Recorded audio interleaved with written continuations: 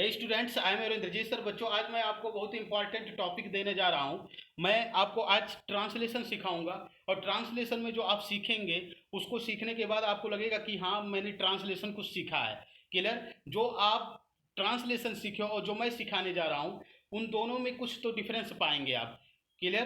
तो आज मैं आपको सिखाऊंगा प्रेजेंट इंडेफिनिट टेंस। तो प्रेजेंट इंडेफिनिट टेंस, मैं प्रेजेंट इंडेफिनिट टेंस ही क्यों सिखाने जा रहा हूँ? क्योंकि प्रेजेंट इंडेफिनिट टेंस लगभग लगभग बच्चों को आता है, लेकिन उनको कितना ज्ञान है वो इस वीडियो को देखकर आप अपने अंदर के ज्ञान को परखिए कि प्रेजेंट इंडेफिनिट टेंस क्या है, कितना हमको आता है। और मैं जो प्रेजेंट इंडेफिनिट टेंस पढ़ाने जा रहा हूँ इसमें और जो आपको ज्ञान है इन दोनों में कितनी भिन्नता है उस चीज को आप जानेंगे। क्लियर?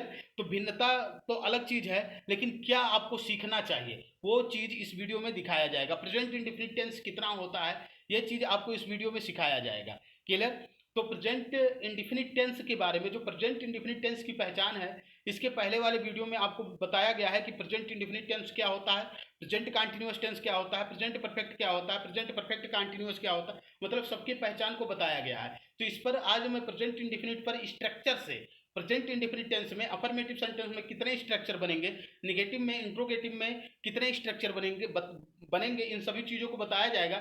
लेकिन खाली आज अफर्मेटिव सेंटेंस पर बात होगी और ये वीडियो थोड़ा लंबा होगा, लेकिन इसको देखिएगा और पूरा देखिएगा। पूरा देखने के बाद आपको पता चलेगा कि प्रेजेंट इंडेफिनिट टेंस होता क्या है। समझ पा रहे हैं ना? तो प्रेजेंट इंडेफिनिट टेंस देखिए। प्रेजेंट इंडेफिनिट टेंस क्या है इसको समझेंगे आप। तो present indefinite present indefinite tense, देखो थोड़ा आराम से इसको बताऊंगा। प्रेजेंट इंडेफिनिट टेंस, तो आज तक आपने क्या पढ़ा है कि प्रेजेंट इंडेफिनिट टेंस की पहचान क्या है? ता है, ती है, ते हैं, तो हैं आदि शब्द समूह आते हैं जिन हिंदी वाक्यों की क्रियाओं के अंत में ता है, ती है, ते हैं आदि शब्द समूह आते हैं तथा उस कार्य का, मतलब कार्य का वर्तमान काल में होना पाया जाता है, वह क्या होता है? वह वाक्य प्रेजेंट इंडेफिनिट टेंस में होता है। लेकिन ऐसा कुछ नहीं है, आपको बताया गया है इसके पहले वाले वीडियो में। इसकी पहचान समझ लीजिएगा। क्लियर? अभी उसको बताने लगेंगे तो बहुत समय लगेगा। तो प्रेजेंट इंडेफिनिट टेंस क्या है? देखो, प्रेजेंट इंडेफिनिट टेंस जो है तो इसमें क्या होता है, इसमें कुछ तथ्य भी होते हैं। जैसे प्रेजेंट इंडेफिनिट टेंस में क्या होता है? फैक्चुअल फैक्ट भी होता है। फैक्चुअल फैक्ट, अगर किसी वाक्य में आदर्श संबंधित तथ्य प्रकट हो रहा है तो वह सेंटेंस किसमें होगा? प्रेजेंट इंडेफिनिट टेंस में ही बनेगा। तो और उसके बाद अगर हिस्टोरिकल फैक्ट है, हिस्टोरिकल, अगर हिस्टोरिकल फैक्ट है तो ये भी क्या होगा? प्रेजेंट इंडेफिनिट टेंस में होगा। यूनिवर्सल ट्रूथ है, यूनिवर्सल यूनिवर्सल ट्रूथ है अगर, तब भी प्रेजेंट इंडेफिनिट टेंस में होगा। प्रोवर्ब्स हैं, प्रोवर्ब्स हैं तो ये सब क्या होंगे? प्रेजेंट इंडेफिनिट टेंस में होंगे। तो इसको मैं बता दिया हूं, इस पर भी सेंटेंस आपको बताए जाएंगे। लेकिन इससे पहले मैं स्ट्रक्चर से अफर्मेटिव सेंटेंस का कितना बनता है इसको क्यों लिखा गया, क्योंकि आप इसको जरूर देखिएगा अंत में। इस पर भी, इससे रिलेटेड सेंटेंस आपको बनाए जाएंगे और इसमें कौन सा स्ट्रक्चर का, किस स्ट्रक्चर का प्रयोग होगा उसको भी आप जरूर देखिएगा। अब देखिए, तो पहले मैं छोटे छोटे सेंटेंस को बताता हूं। तो ये अफर्मेटिव सेंटेंस में शुरू करता हूं। अफर्मेटिव सेंटेंस, तो अफर्मेटिव सेंटेंस में जो पहला स्ट्रक्चर बनेगा, पहला स्ट्रक्चर एकदम सामान्य, जैसे देखो सब्जेक्ट प्लस क्या होता है? बी1 होता है या बी5 होता है प्लस क्या होता है? ऑब्जेक्ट। अब आपको सब्जेक्ट इसमें समझना पड़ेगा कि सब्जेक्ट क्या होता है। तो पहले, सबसे पहले सब्जेक्ट समझ जाइए। सब्जेक्ट, सब्जेक्ट मीन्स होता है कर्ता। तो कर्ता किसे कहते हैं? जिस वाक्य में जो काम करने वाला होता है या जिसके बारे में कुछ बताया जाता है वही क्या होता है? सब्जेक्ट होता है। वाक्य में जो काम करने वाला होता है या जिसके बारे में कुछ बताया जाता है वो क्या होता है? सब्जेक्ट होता है। इसको समझ लीजिए। जैसे देखो, मैं, इसको समझिए, मैं एक अध्यापक हूं, मैं एक अध्यापक हूं। और देखो, वह घर जाता है। अब ये सब्जेक्ट की बात हो रही है ना कि प्रेजेंट इंडेफिनिट टेंस की बात हो रही है। देखो, सब्जेक्ट वर्ब, मतलब वर्ब और object B1 B5. Clear? B1 या बी5 आएगा, पहले सब्जेक्ट आएगा, फिर बी1 या बी5 आएगा, फिर ऑब्जेक्ट आएगा अफर्मेटिव सेंटेंस में। इसी पर आधारित सभी सेंटेंस आपको मिलेंगे। लेकिन इसको जरूर देखिए। जैसे देखो, मैं एक अध्यापक हूं, तो सब्जेक्ट का क्या है? सब्जेक्ट मीन्स होता करता। वाक्य में जो काम करने वाला होता है या जिसके बारे में कुछ बताया जाता है। अब देखो, मैं एक अध्यापक हूं तो मैं के बारे में बताया गया, ठीक है, तो ये क्या हो गया, सब्जेक्ट हो गया। और यहाँ जाने का काम कौन कर रहा हुआ, तो यहाँ इसके बारे में बताया गया, यहाँ ये कार्य करने वाला हुआ। ठीक है, तो जिस शब्द से किसी कार्य का करना जो क्या होता है वाक्य में जिसके बारे में कुछ बताया जाता है या जो वाक्य में काम करने वाला होता है उसे हम क्या कहते हैं, सब्जेक्ट कहते हैं। क्लियर। अब सब्जेक्ट के बाद बात फंसती है वर्ब की। तो पहले वर्ब के डिफिनेशन पर बात करते हैं। वर्ब मीन्स क्या होता है, वर्ब मीन्स होता है क्रिया। वर्ब मीन्स क्या होता है, क्रिया। तो क्रिया किसे कहते हैं, जिस शब्द से किसी कार्य का करना या होना पाया जाता है। जिस शब्द से किसी कार्य का करना या होना पाया जाता है। जैसे देखो गो, गो मीन्स होता है जाना। क्लियर। अब जैसे होना कैसे होगा, जाना तो आपको समझ में आ गया, लेकिन होना क्या होगा इसको समझिए। देखो ये वीडियो अगर आप देख रहे हैं तो आपको जो चीज नहीं समझ में आ रहा है उसके लिए तो मतलब आप देखिए इसको, पूरा समझ में आएगा। आप affirmative sentence, present indefinite tense का पूरा सीख लेंगे। और ये वीडियो थोड़ा लंबा बनेगा, इसको उबिएगा मत, इसको पूरा देखिएगा, फिर आप प्रेजेंट इंडेफिनिट टेंस समझ जाएंगे कि प्रेजेंट इंडेफिनिट टेंस होता क्या है। ठीक है, मैं इसको और थोड़ा जल्दी बोलकर जल्दी खत्म करने का प्रयास कर रहा हूं, लेकिन आप समझिए। जिससे को वर्ब मीन्स होता है क्रिया। क्लियर। क्रिया। अब क्रिया जिस शब्द से किसी कार्य का करना या होना पाया जाता है उसे वर्ब कहते हैं। इसमें दो चीज आया, एक करना, दूसरा होना। तो होना क्या है और करना क्या है, इसमें कितने शब्द आए, दो शब्द। एक क्या आया, होना, और दूसरा क्या हुआ, करना। तो जिस शब्द से किसी कार्य का करना या होना पाया जाता है उसे हम क्या कहते हैं, वर्ब कहते हैं। करना तो समझ में आया, गो मीन्स जाना, कम मीन्स आना, सिंग मीन्स गाना। ठीक है, मतलब कम मीन्स आना, तो ये तो करना हो गया, लेकिन होना क्या है तो इसको सेंटेंस से समझ लेते हैं। जैसे देखो, ध्यान समझो, he is a teacher, he is a teacher, समझ पा रहे हैं ना। ही इज अ टीचर, वह एक अध्यापक है। तो इसमें अध्यापक के होने की बात हो रही है, तो यहाँ इसी को क्या कहेंगे, वर्ब कहेंगे। अब देखिए क्या होगा इसमें, he goes, he goes to house, he goes to house, ये क्या है, वह घर जाता है, वह घर जाता है। तो यहाँ जाने की क्रिया हो रही है, तो यहाँ क्या हो रहा है, कार्य का करना पाया जा रहा है। तो जिस शब्द से किसी कार्य का करना या होना पाया जाता है उसे हम क्या कहते हैं, वर्ब कहते हैं। जिस शब्द से किसी कार्य का करना या होना पाया जाता है उसे हम क्या कहते हैं, वर्ब कहते हैं। क्लियर। तो वर्ब आपको बता दिया गया, सब्जेक्ट बताया गया। सब्जेक्ट किसे कहते हैं, वाक्य में जो काम करने वाला होता है या जिसके बारे में कुछ बताया जाता है उसे हम क्या कहते हैं, सब्जेक्ट कहते हैं। क्लियर। और वर्ब किसे कहते हैं, जिस शब्द से किसी कार्य का करना या होना पाया जाता है वो वर्ब होता है। अब आपको B1 B5 ये चीज समझना है। तो देखो क्रिया कितनी होती है, जैसे देखो B1 होता है, B2 होता है, B3 होता है, B4 होता है और B5 होता है। क्लियर। अब B5 होता तो B1 क्या होगा, जैसे मान लीजिए गो, तो गो का B1 क्या हो गया, गो। और इसका B2 क्या हो गया, बेंट। इसका B3 क्या हो गया, गोन। ठीक है। और इसका B4 क्या हो गया, गोइंग। समझ पा रहे हैं ना, गोइंग। और इसका B5 क्या हो गया, गोज। इसका B5 क्या हो गया, गोज। तो B1 या B5 ही प्रेजेंट इंडेफिनिट टेंस में आएगा, B1 या B5 ही प्रेजेंट इंडेफिनिट टेंस में आएगा। ये सब आपको, इन सबको याद करने की, पढ़ने की आवश्यकता प्रेजेंट इंडेफिनिट में नहीं है। क्लियर। अब देखिए थर्ड क्रिया का थर्ड फॉर्म भी आता है प्रेजेंट इंडेफिनिट टेंस में, अफर्मेटिव में ही, वॉइस नहीं बल्कि एक्टिव में आता है, वो भी चीज आप समझेंगे। तो अब देखिए इसको मैं बताता हूं। और ऑब्जेक्ट जो है, ऑब्जेक्ट क्या है, ऑब्जेक्ट सब्जेक्ट और वर्ब मिलकर जो प्राप्त करते हैं, सब्जेक्ट और वर्ब मिलकर जो प्राप्त करते हैं उसे हम क्या कहते हैं, ऑब्जेक्ट कहते हैं। सब्जेक्ट और वर्ब मिलकर जो प्राप्त करते हैं उसे हम क्या कहते हैं, ऑब्जेक्ट कहते हैं। अब इसके पहले स्ट्रक्चर पर आते हैं। अब स्ट्रक्चर आप ध्यान से समझिएगा। पहला स्ट्रक्चर जो है, ठीक है, अफर्मेटिव सेंटेंस का पहला स्ट्रक्चर क्या है, सब्जेक्ट प्लस क्या होगा, B1 या B5 प्लस क्या होगा, ऑब्जेक्ट। क्लियर। अब देखिए इसमें, जैसे देखो वह गीत गाता है, वह गीत गाता है। क्लियर। अब यहां एक चीज मैं लिख दे रहा हूं, जैसे B1 B5 क्या होगा, तो B1 क्या होगा, सिंगुलर सब्जेक्ट के साथ आएगा। किसके साथ, सिंगुलर सब्जेक्ट के साथ। और B5 जो आएगा ये किसके, B1 क्या आएगा, प्लूरल सब्जेक्ट के साथ आएगा। किसके साथ, प्लूरल सब्जेक्ट के साथ। और B5 आएगा सिंगुलर सब्जेक्ट के साथ। B5 किसके साथ आएगा, सिंगुलर सब्जेक्ट के साथ। क्लियर। अब देखो वहां ये सब्जेक्ट है, सब्जेक्ट आपने सीखा है, आपको अभी बताया गया कि सब्जेक्ट क्या होता है, वह गीत गाता है। क्लियर। तो इसमें सब्जेक्ट क्या है, वह है, तो वह क्या हो गया, सब्जेक्ट तो क्या हो गया, ही मीन्स होता है वह। अब ही क्या है, सिंगुलर है कि प्लूरल है, ये क्या है, सिंगुलर की प्लूरल, तो ये क्या है, सिंगुलर सब्जेक्ट, तो इसके साथ B5 आना चाहिए। तो गाना, तो सिंग्स, सिंग का B5 क्या है, सिंग्स है। और उसके बाद क्या हो जाएगा, ए song, he sings a song. Clear. Rule number second पर बात करते हैं। तो रूल नंबर सेकंड जो है उसको ध्यान से समझिए। तो इसमें क्या होता है, सब्जेक्ट प्लस B2 क्या होता है, सब्जेक्ट प्लस डू, डू हो गया B1, ध्यान से समझिए, डू या डज, डू या डज, B1 या B5 प्लस क्या होगा B1 प्लस क्या हो जाएगा, ऑब्जेक्ट हो जाएगा। जैसे देखो वह गीत गाता तो है, क्या होगा, वह गीत गाता तो है, वह गीत गाता तो है। तो जब इम्फेक्ट की बात होती है, जब वाक्य में इम्फेक्ट किया जाता है मतलब बल दिया जाता है, तो ऐसी दशा में प्रेजेंट इंडेफिनिट में हम किसका प्रयोग करते हैं, डू या डज का प्रयोग करते हैं। तो क्या हो जाएगा ही, और उसके बाद हो जाएगा does, he does sing a song, he does sing a song, he does sing a song. Clear. अब यहाँ रूल नंबर थर्ड की बात करते हैं। तो रूल नंबर थर्ड क्या है उसको आप समझेंगे। रूल नंबर थर्ड, ठीक है। तो रूल नंबर थर्ड में क्या होता है, देखिए यहां रूल नंबर थर्ड में क्या होगा, इसका स्ट्रक्चर लिख देता हूं। जैसे देखो सब्जेक्ट प्लस क्या होगा, डू या डज, सब्जेक्ट प्लस डू या डज प्लस क्या हो जाएगा, नथिंग, डू या डज प्लस नथिंग प्लस हो जाएगा B1, नथिंग प्लस होगा बट प्लस B1 प्लस क्या हो जाएगा, object.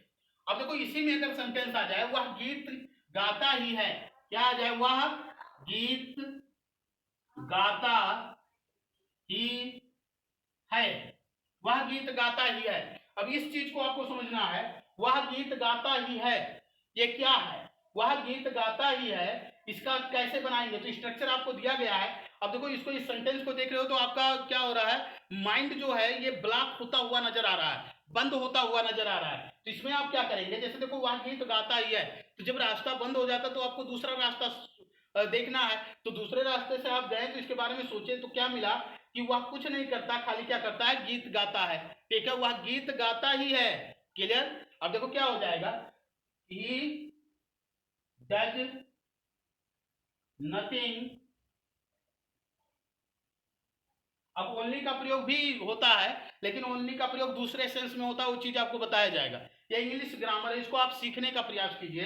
He does nothing but sing a song, मतलब वह कुछ नहीं करता, खाली गीत गाता है। ठीक। अब देखिए यहाँ चौथे स्ट्रक्चर पर आते हैं।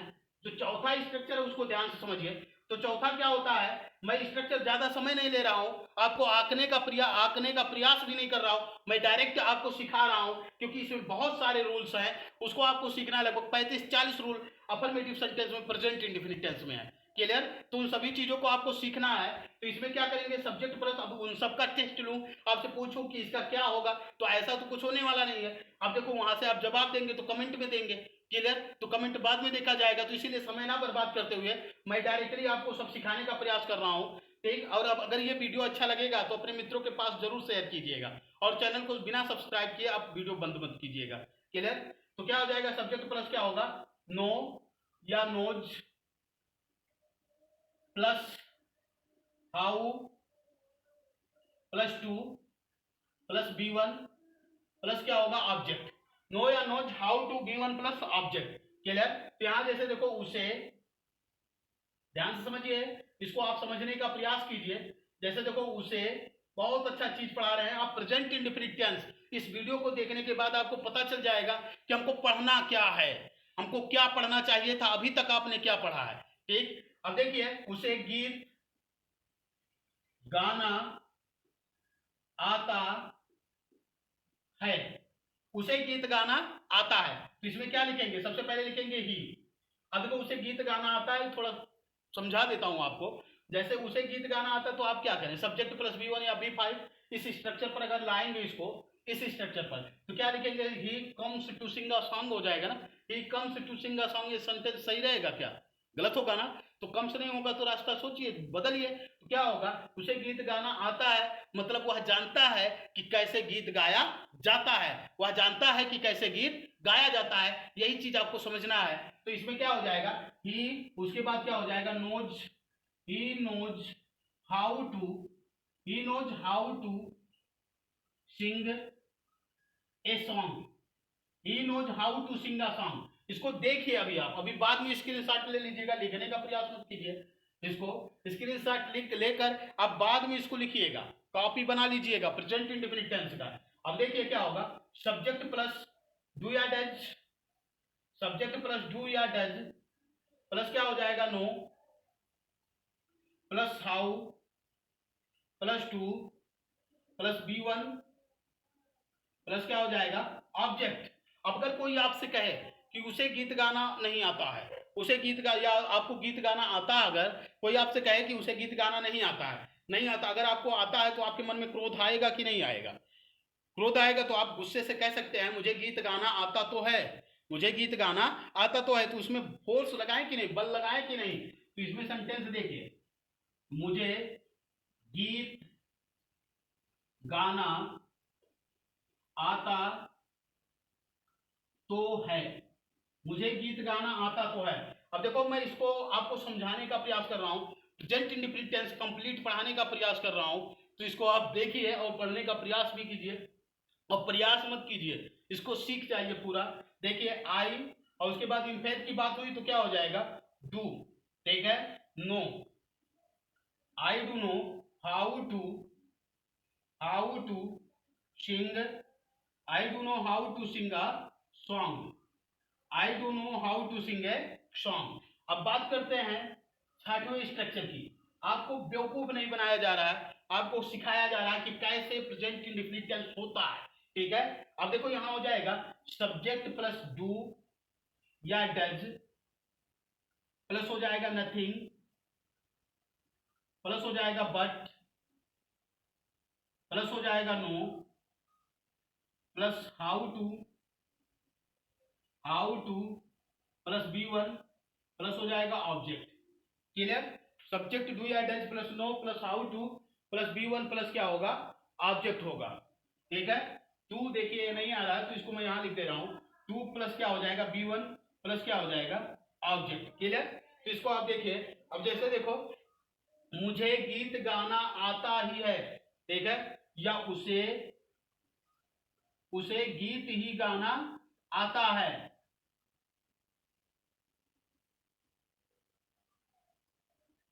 आता, उसे गीत ही गाना आता तो है कर दीजिए, आता ही तो है भी कर सकते हैं, ठीक है। तो क्या हो जाएगा इसका, he does nothing but know how to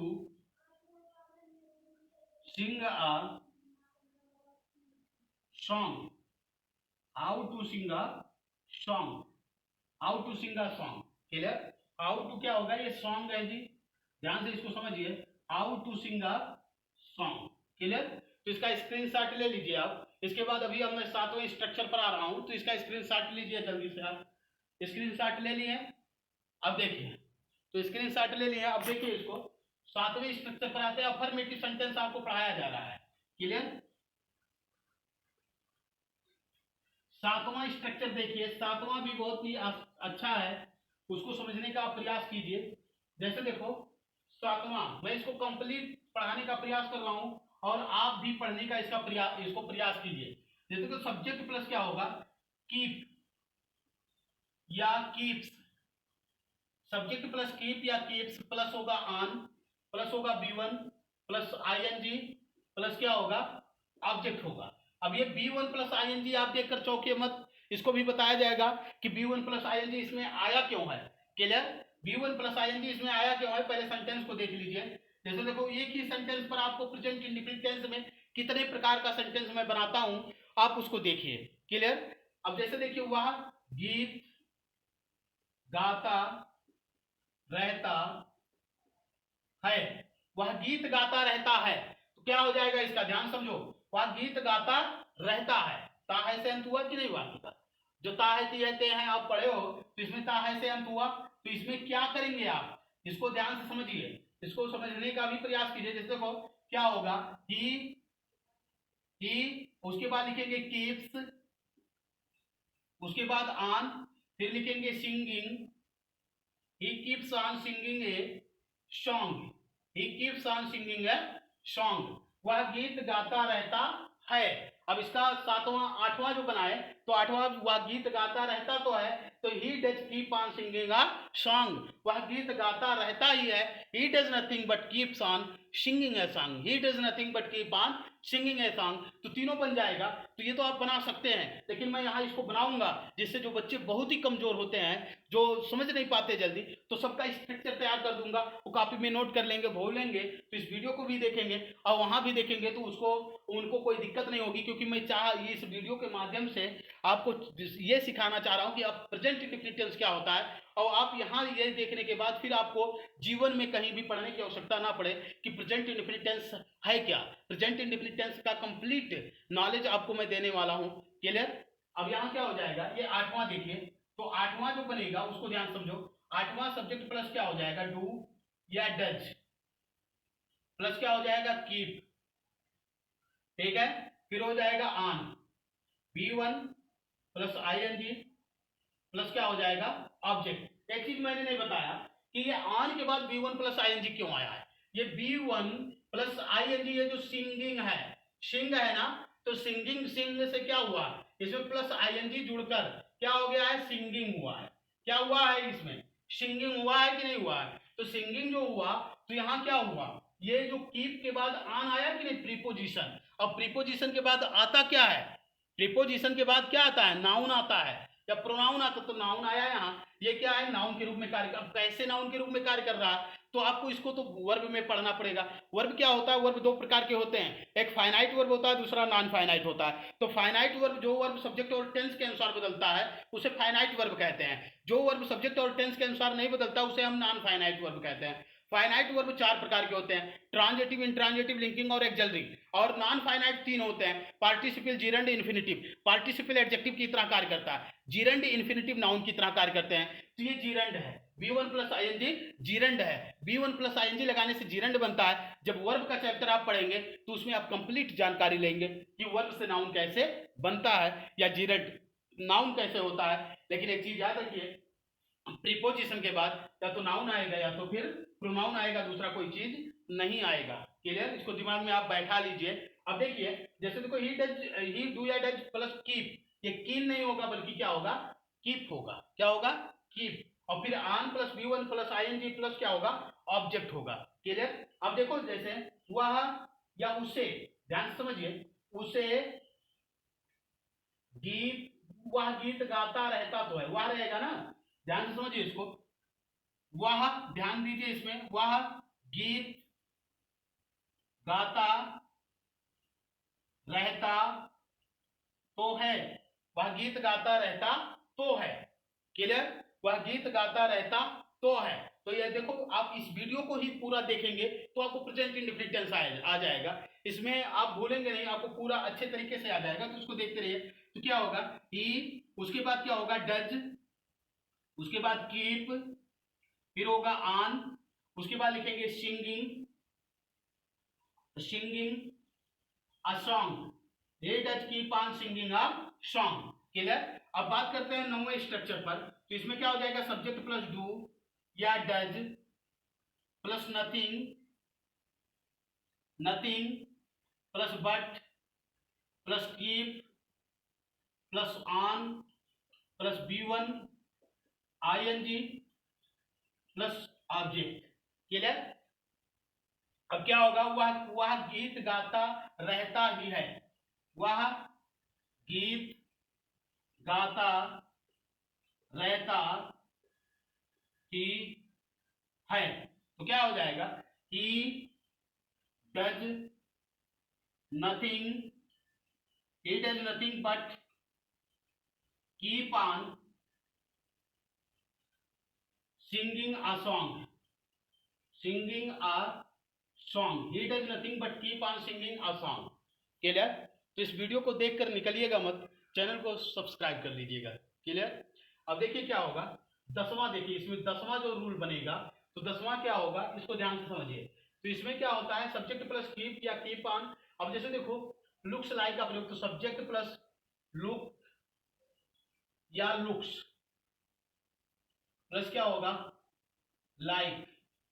ठीक है? उसके बाद क्या होगा, नाउन या अदर वर्ड। क्लियर? लुक क्या हो गया, B1 हुआ, लुक क्या हो गया, B1 हुआ, और लुक्स क्या हो गया, B5 हो गया।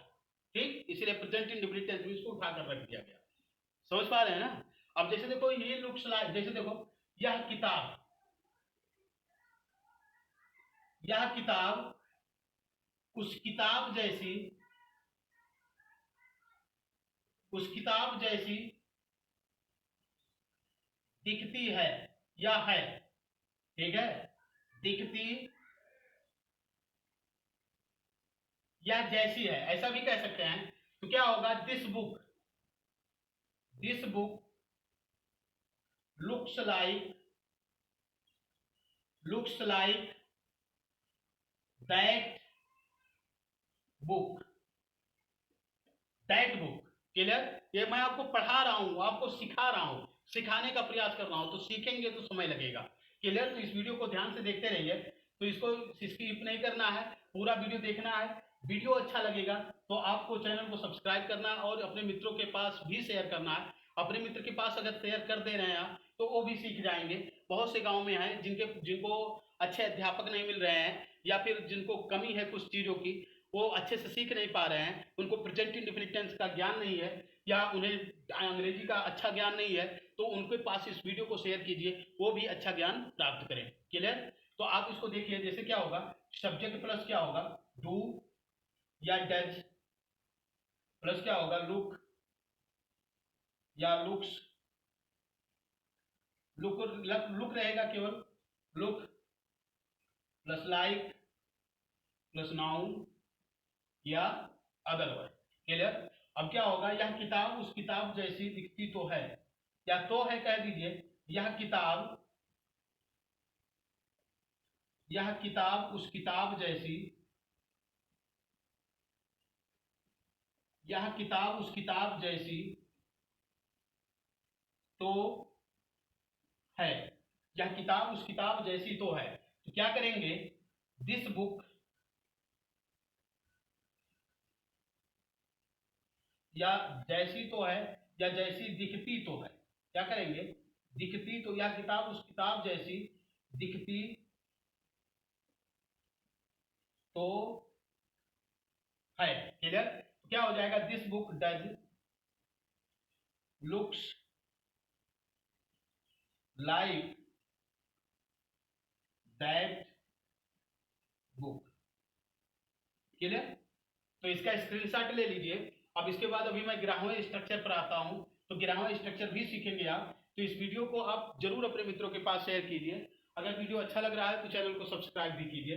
अब देखिए, अब ग्रामर रूल पर चलिए। ग्रामर रूल क्या होता है उसको देखिए। तो इसमें मैं आपको हर चीज सिखाने का प्रयास कर रहा हूँ। अब ये जो ग्रामवा है, ब्राह्मवा, तिराहवा, चौदहवा, मतलब ग्रामवा, जो ग्रामवा रूल है ये बहुत इंपॉर्टेंट है, आपको इसको जरूर समझना है। तो इसमें देखिए जो ब्राह्मवा है, तो इसमें क्या है, सब्जेक्ट प्लस क्या होगा, गेट है या गेट्स है। सब्जेक्ट प्लस गेट या गेट्स, प्लस क्या होगा, ऑब्जेक्ट, प्लस होगा B3 प्लस अदर वर्ड हो जाएगा। अब देखो इसमें गेट या गेट्स आया, फिर ऑब्जेक्ट, फिर B3 आ गया, B3, ये चीज आपको समझना है। क्लियर? इसमें जैसे देखो, वह मुझे पिटवाता, वह मुझे पिटवाता, वह मुझे पिटवाता तो, वह मुझे पिटवाता है। ठीक है, तो है, तो इसके बाद वाला आएगा। अब इस सेंटेंस को देखो, और इसके बाद मैं एक और सेंटेंस लिख दे रहा हूं, इधर 12 13 14 होगा, इधर 15 पे आएगा, ये 15वां सेंटेंस होगा। ध्यान से समझिए, सब्जेक्ट प्लस मेक या मेक्स, सब्जेक्ट प्लस मेक या makes plus object plus B1 plus क्या होगा, अदर वर्ड होगा। सब्जेक्ट प्लस मेक या makes plus object plus B1 plus क्या होगा, अदर वर्ड होगा। क्लियर? अब जैसे देखो, वह मुझसे पत्र लिखवाता है, वह मुझसे पत्र लिखवाता है, वह मुझसे पत्र लिखवाता है। अब इन दोनों में आपको डिफरेंस जानना है, इसीलिए दोनों को लिख दिया गया है। अब इस दोनों में आपको डिफरेंस जानना है कि किसमें गेट का प्रयोग होगा, किसमें मेक का प्रयोग होगा। तो इसमें मेक का प्रयोग होगा, इसमें गेट का प्रयोग होगा। इसमें गेट का प्रयोग क्यों होगा, इसमें मेक का प्रयोग क्यों होगा, वही चीज आपको जानना है। अब जैसे देखो ये दोनों कॉजेटिव वर्ब है, तो कॉजेटिव वर्ब मीन्स होता है प्रेरणार्थ क्रिया है, ठीक है। इसमें दो दो सब्जेक्ट आते हैं। वह मुझे पिटवाता है, वह कोई पर्सन हुआ, ध्यान समझिए, इसको फोटो बनाकर मैं सिखा देता हूं। ये क्या हुआ, ये मान लीजिए एक व्यक्ति हो गया, कोई व्यक्ति बना दिए इसको। ये क्या है, वो क्या करता है, मुझे मुझे क्या कर रहा है, पिटवाता है, मुझे किसी से क्या करता है, पिटवाता है। ये सब मुझे पीटने वाले हो गए, ठीक है। ये सब मुझे क्या हो गए, पीटने वाले हो गए। ये क्या कर रहा है, मुझसे पिटवा रहा है।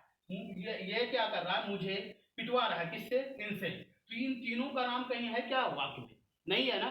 तो वाक्य में जो काम करने वाला नहीं होता है, वाक्य में काम करने वाला नहीं होता है, तो वाक्य क्या होता है, एक्टिव वॉइस नहीं होता, बल्कि क्या होता है, पैसिव वॉइस होता है। ध्यान से इस फोटो को देखिए, ये क्या कर रहा है, यह वह है, ठीक है, और ये मैं हूं। वह मुझे पिटवाता है, किससे पिटवाता है, तो कोई पीटने वाला तीसरा पर्सन है कि नहीं है, तो किससे पिटवाता है, इन लोगों से। तो ये लोग हैं क्या वाक्य में, नहीं है। तो जब वाक्य में काम करने वाला व्यक्ति नहीं होता है, तो उस स्थिति में वो वाक्य क्या होता है, पैसिव वॉइस में होता है। जब वाक्य में काम करने वाला व्यक्ति नहीं होता है, तो वाक्य किस में होता है, पैसिव वॉइस में। इसीलिए क्रिया का थर्ड फॉर्म होता है, ठीक है। अब देखो, जब वाक्य में काम करवाने वाला हो लेकिन करने वाला ना हो, जब वाक्य में काम करवाने वाला हो लेकिन करने वाला ना हो, तो हम किसका प्रयोग करते हैं, गेट का। दोनों का एक ही डिफिनेशन है, ठीक है। जैसे देखो, ये कार्य करने वाले नहीं रहेंगे तो वाक्य पैसिव वॉइस में होगा, तो B3 आप समझ गए। और गेट का प्रयोग कब होगा, जब वाक्य में काम करवाने वाला हो लेकिन करने वाला ना हो। काम करवाने वाला हो लेकिन करने वाला ना हो, ये करने वाले नहीं है वाक्य में। तो जब वाक्य में काम करवाने वाला होता है लेकिन करने वाला नहीं होता है, तो हम किसका प्रयोग करते हैं, गेट का प्रयोग करते हैं, क्लियर। तो इस वाक्य को मैं बना देता हूं, ठीक है। तो क्या हो जाएगा इसमें, जैसे देखो, ही होगा, ध्यान से समझने का प्रयास कीजिए। ही, उसके बाद हो जाएगा गेट्स, उसके बाद हो जाएगा मी, उसके बाद हो जाएगा B10। He gets me B10, clear. अब आते हैं इस पर, ठीक है। तो इसमें भी बनाते हैं, जैसे देखो यहाँ फोटो बना देता हूं। ये क्या हो गया, ये कोई व्यक्ति मान लीजिए ऐसे, ठीक है। फोटो अच्छा नहीं बन रहा है, इसको कोई व्यक्ति मान लीजिए, क्लियर। ये व्यक्ति क्या है, वह हो गया, ठीक है। ये क्या है, वह। अब देखो, मुझसे, मुझसे ये मैं हो गया, ये क्या हो गया, मैं हो गया। वह मुझसे क्या करता है, पत्र लिखवाता है। तो यहां तीसरा कोई है, थर्ड पर्सन है जी इसमें, नहीं है ना। तो थर्ड पर्सन नहीं है, वह मुझसे काम करवाता है, वह मुझसे मतलब पत्र लिखवाता है। तो ये क्या हो गया, काम करवाने वाला, और मैं हो गया काम करने वाला। तो जब वाक्य में काम करवाने वाला और करने वाला दोनों उपस्थित होता है, तो उस स्थिति में हम किसका प्रयोग करते हैं, मेक का। और वाक्य में काम करने वाला होगा तो B1 आएगा। क्यों आएगा प्रेजेंट इंडेफिनिट में, क्यों आएगा, क्योंकि वाक्य एक्टिव वॉइस में होगा। तो एक वाक्य एक्टिव वॉइस में होगा, या तो B1 आएगा या तो B5 आएगा। तो B1 B5 हो गया है, इसलिए B1 आएगा। अब देखिए ध्यान से, तो क्या होगा, वह मुझसे पत्र लिखवाता है, तो होगा वह मुझसे पत्र लिखवाता, तो इसका क्या हो जाएगा, ही। उसके बाद लिखेंगे क्या, मेक्स मेक्स मी। उसके बाद क्या होगा, write a letter, he makes me write a